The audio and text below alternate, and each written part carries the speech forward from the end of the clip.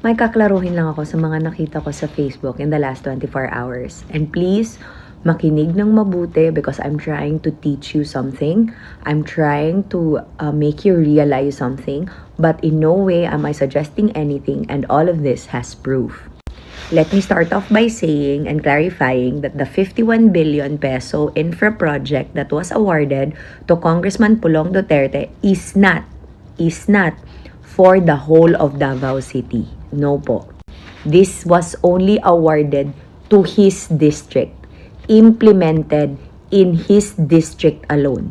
Just in case hindi niyo po alam, ang Davao City po may 3 congressional districts. Sa sobrang laki po niya. Kong Pulong controls the 1st district. Sa ngayon, yung anak naman niya, ang congressman sa 2nd district.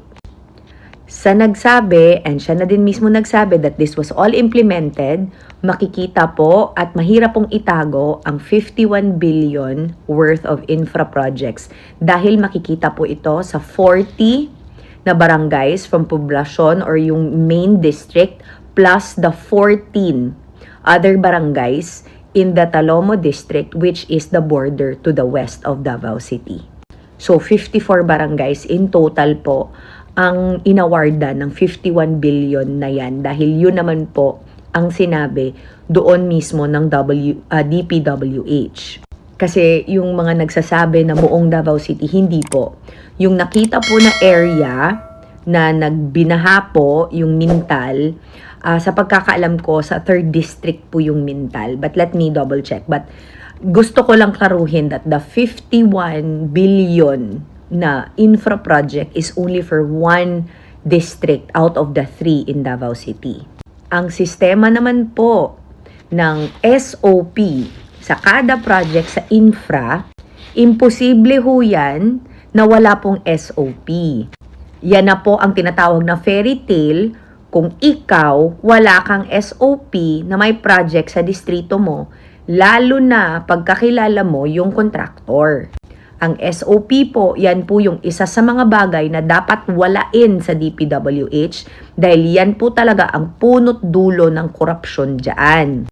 Kaya natatawa ako sa mga diskaya, di ba? Sa mga diskaya na sa listahan nila. Paano ka magsasabi na binigyan mo ng pera ang isang tao na number 1, wala ka namang project sa distrito niya? Una. Pangalawa, yung mga tao doon sa listahan nila, may iba doon, hindi pa nga ho congressman pero supposedly nakatanggap ng pera. At ang gago naman din na magpapaniwala sa sinasabi nilang kwentong hindi buo dahil imposible na hindi kasama doon ang mga congressman kung saan may mga projects sila. Pwede ba yon, negosyante ka? Magbibigay ka ng pera pero wala kang makukuha? Pwede ba yon na maglalabas ka ng milyon-milyon kuno without proof? Kasi para sa akin, hindi ako sang-ayon na gawin silang state witness. Hindi ako sang-ayon sa ginagawa ni Senator Marcoleta even if sinuportahan ko siya nung eleksyon. Hindi po personal ang hindi ko pagsang-ayon. Hindi ko lang talaga nakikita yung point bakit mo pinoprotektahan ang mga diskaya, Sen. Dapat kung gaano ka kagalit sa ABS-CBN noon, ganyan ka dapat kagalit sa diskaya ngayon. Dahil ang ABS-CBN wala naman hong ninakaw. Pero yung mga diskaya, limpak na salapi ng Pilipinas. Hindi ka dapat ang nagsasabi, number 1, hindi ka dapat ang nagsasabi na protektahan sila. Dapat ikaw ang nagsasabi na ibalik nila yung pera na ninakaw nila. Ikaw dapat ang mangunguna dahil ikaw dapat ang pumoprotekta sa amin dahil binoto ka namin. Kaya hindi ko maintindihan na bakit parang pinagtatakpan mo sila. Hindi ho po pwede na kakalabanin mo si Senator Tito Sotto dahil lang ayaw niyang suportahan ang gusto mo dahil ang gusto mo hindi naman talaga kasaang-sang-ayon. Hindi po. Ayoko po. And again, it's nothing personal. The Diskayas should be persecuted. The Diskayas should give back what they stole. They should provide proof of all of the money that they gave to the politicians. And yes, please investigate the connection to the speaker first. Kalma. Why? Because, di ba, binawi ni Curly at pinalabas nyo na natakot siya kay speaker? No. If totoong nagbigay siya kay speaker, prove it. Ilabas ang proof na nagpadala ka ng pera kay speaker. To think, walang flood control project sa distrito ni speaker. And remember, the speaker only controls his district. Sa sinabi naman ni Kong Meow Meow Meow na syempre si speaker ang naging guardian ng distrito naman niya, prove the allegation that the speaker, like you said, you have personal knowledge of his corruption. Proof. Wag meow meow meow. Kasi like I said, investigate the speaker first. Siya naman ang may gusto ng open by cam. Siya ang may gusto na i-open ang lahat. And let me remind you, ang gagawin o ang ginagawa ni Zaldico, kahit pa noon, it doesn't mean na ginagawa yan ni speaker ngayon. Ang kahirapan kasi niyan, puro chismis at walang proof. Kung dati-rati, pwede yan, ngayon hindi na. Because the Filipino people deserves the truth. Kaya ayoko talaga na haluan ng politiko o political color ang ating fight against corruption. Dahil gusto nilang guluhin ang Pilipinas. Sa mga nagsasabi, ang gulo-gulo naman ng Pilipinas, be, sure ka ba niyan? Ang gulo-gulo sa social media.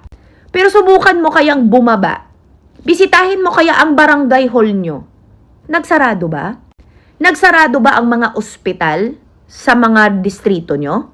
Nagsarado ba ang mga DSWD na nagbibigay ng tulong? Huminto ba at nawala ang mga trabaho sa mga barangay hall hanggat sa city hall? Kung hindi naman, then hindi totoong magkagulo. Hindi totoo ang gulo na sinasabi nila sa social media. Magulo lang kasi maraming chismosa. Pero on the ground, life goes on. Kaya yun na nga ba ang sinasabi ko? Alam mo dapat ang totoo.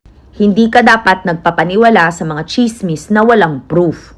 Kasi gusto nila na i-manipulate ka into thinking na magulo ang Pilipinas para may ma-blame ka. Ba't sa totoo niyan? May nagbago ba sa buhay mo, mami? Wala. Nagagalit ka, nasa-stroke ka dahil apektado ka sa chismis dahil hindi mo alam ang totoo. Hindi mo na nga alam ang totoo, nakikinig ka pa, hinahaluan mo pa ng emosyon, kaya hindi klaro sa'yo ang dapat pinaglalaban mo. Dapat Pilipino, kapwa Pilipino, hindi magkakalaban dahil magkakaiba ang sinusuportahan. Oo, sinasabi nyo sinusuportahan ko ni speaker, but ako na rin ang magsasabi, investigate him first. Hold him accountable if you can prove his corruption. Halongkatin nyo! Hindi yung pwede dahil ginamit lang ang pangalan niya, yun na yun. I know, no, mami. Dapat magsisilabasan lahat ng katotohanan. At saka pasensya na kung hindi talaga ako papayag na sasabihin yung the president should resign. Sige, the president will resign. Sino nga ipapalit? Sino ipapalit na na agad-agad, hindi dahan-dahan? Kasi syempre papababain niyo yung presidente, so sino papalit? Yung papalit? Kahit nga impeachment niya, ayaw niyong ipa-face? Gawa-gawa ba ang impeachment? Di ba may proof naman sa mga tantrum niya? O galit na naman kayo sa akin, hindi yan personal attack. Truth yan. Facts yan. Kasi kung sasabihin niyo sa akin sa actual na pangyayari, si Leni hindi mananalo bilang presidente. Pero nung naging vice president siya, may mga programa siya na buhay pa hanggang ngayon. Diba? Mayor man siya ng Naga, pero national pa rin ang scope ng suporta sa kanya. Can your pro tempore president, yung gusto niyong ipalit, say the same? Of course not. And again, that's not personal. It's just the truth. Ingat!